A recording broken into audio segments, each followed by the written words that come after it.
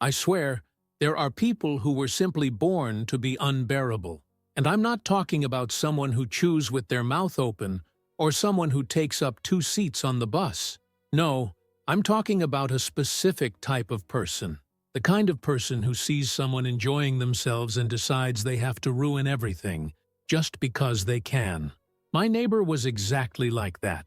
Every time I set foot outside my house, she would find a way to turn my patience into dust. Complain about the noise? Yes. Call the Residents Association for any nonsense? Yes. But nothing, absolutely nothing, came close to the sadistic pleasure she took in running over my snowman every winter. Yes, you read that right. This woman made a point of destroying my snowman with her Jeep, as if she were taking part in a rally. The first time it happened, I thought it was an accident. The snow had just fallen, the ground was slippery, and maybe, just maybe, she hadn't seen my snowman in front of the house. But then came the detail that made me realize that I was dealing with something much deeper than a simple driving error. When she got out of the car and saw the mess, instead of looking surprised or sorry, she laughed. She just laughed. Oh, what a shame. But snow is snow, right? It would melt anyway. And she went into the house without even looking back. I stood there, looking at what was left of my doll and thought, okay, maybe it was a fluke. But it wasn't. The following week, I made another one. I went all out. 3 big snowballs piled up, a red scarf, a hat I found in the garage, and even a carrot nose. A masterpiece. The next day, destroyed. This time, it couldn't have been an accident. The tire tracks cut right through the snow to where it was. It was impossible not to realize what had happened. And, as if that wasn't enough, the neighbor made a point of walking past me with that little smile of someone who knows exactly what they've done. You should put that in the yard, not in front of the house. It's in the way. In whose way? The doll was on the lawn. But arguing with such people is a waste of time. She had already decided that running over my snowman was part of her New Year's tradition.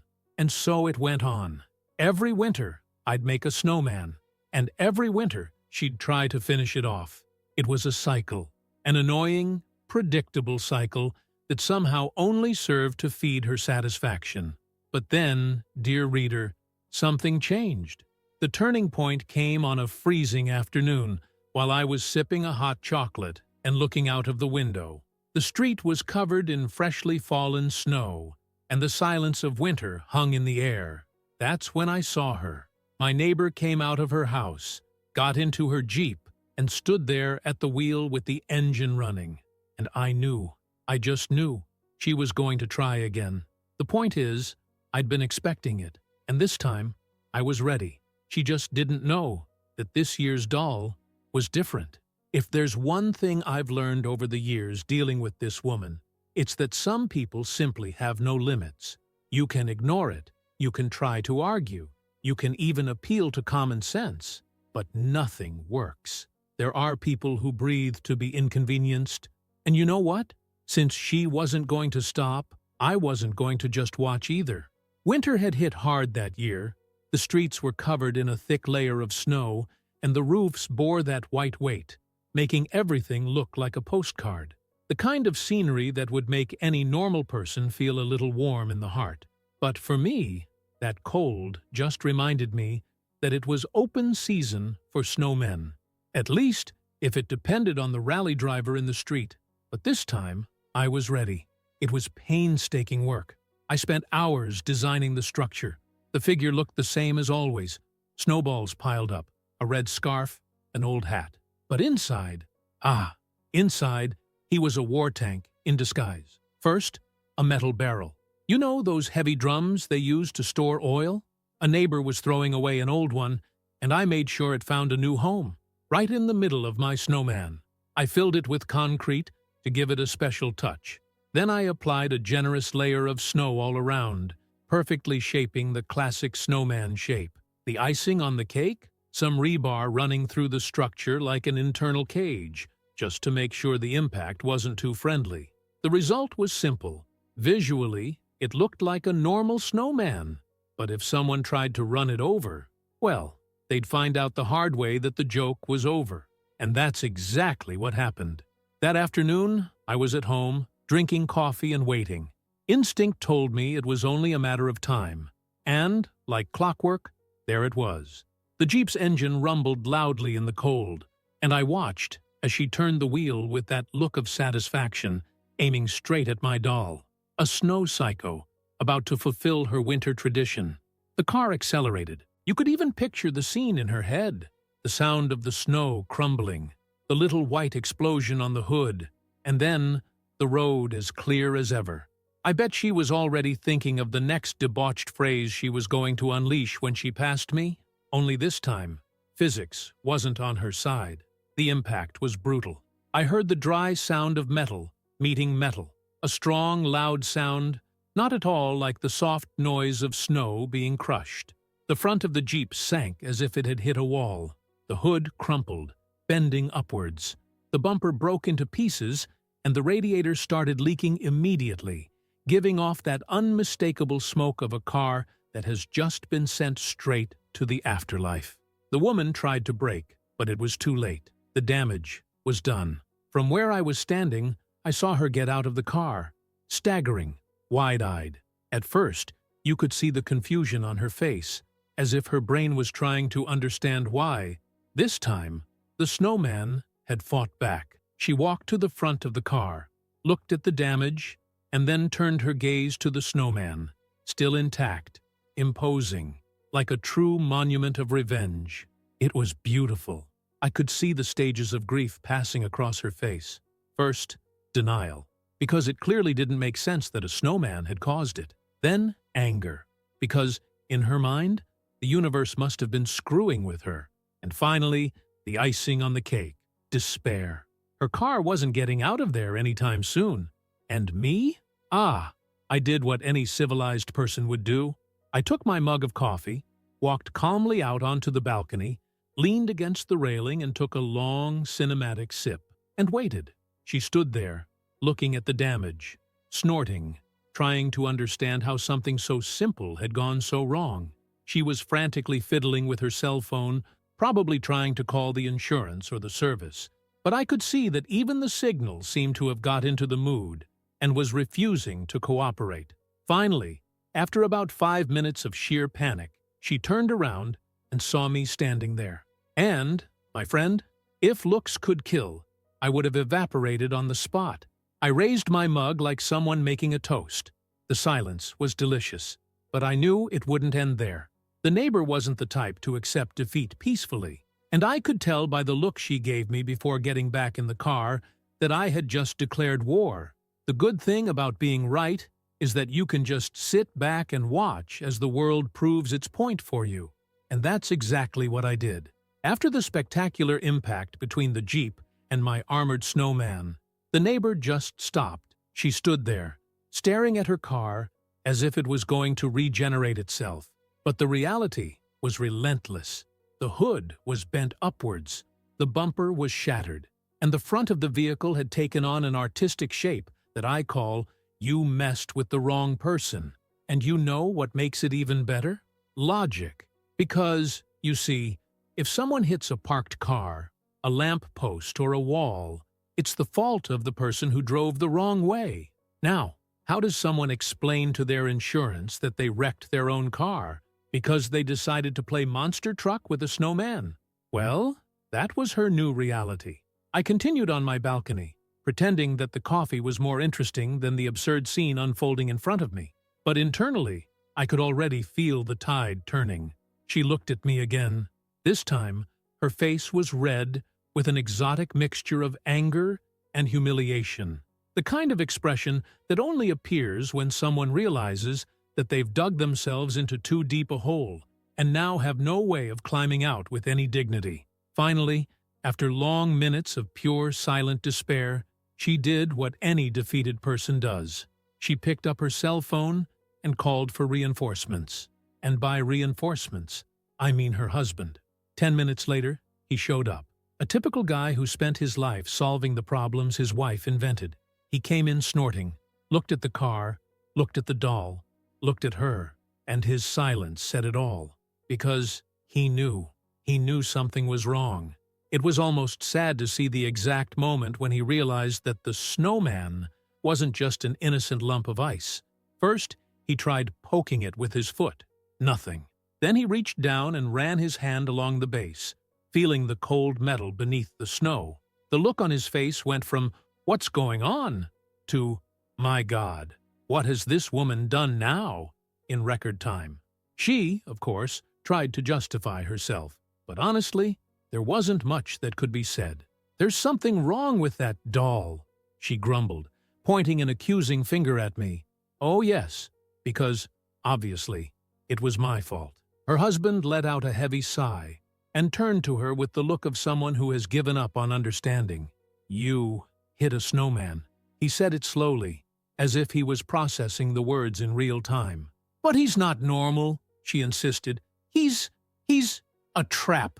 A trap." I almost spat out my coffee with laughter, but I stood my ground. I looked at them with the most innocent expression in the world and shrugged. "It's just a snowman." The husband rubbed his temples, as if he felt a migraine coming on. "Can you explain to me why on earth you were trying to run over a snowman in the first place?" Her silence was so loud you could hear the snowflakes falling to the ground. It was then that I knew the blame had officially changed hands. Her husband snorted, looked at the car one more time, and finally surrendered to reality. He picked up the phone and called the tow truck. And so began the most beautiful scene I've ever seen in that neighborhood. Her Jeep being dragged down the street, completely wrecked, while the neighborhood began to realize what had happened. I noticed a couple standing on the sidewalk, whispering.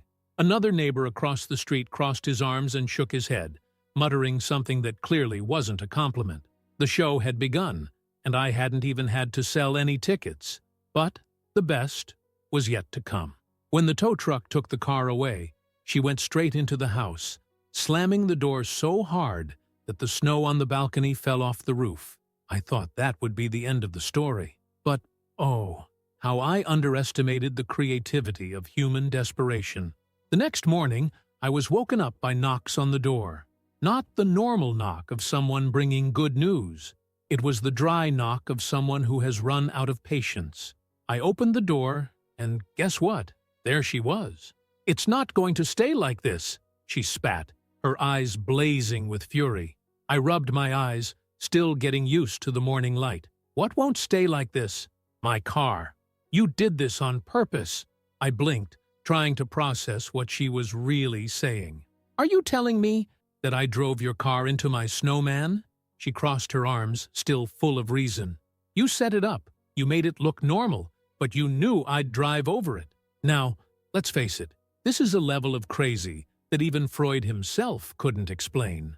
I took a deep breath, trying to decide whether it was worth arguing or whether I should just shut the door in her face and get on with my day. But before I could decide, she pulled the final card. "I've already taken out insurance."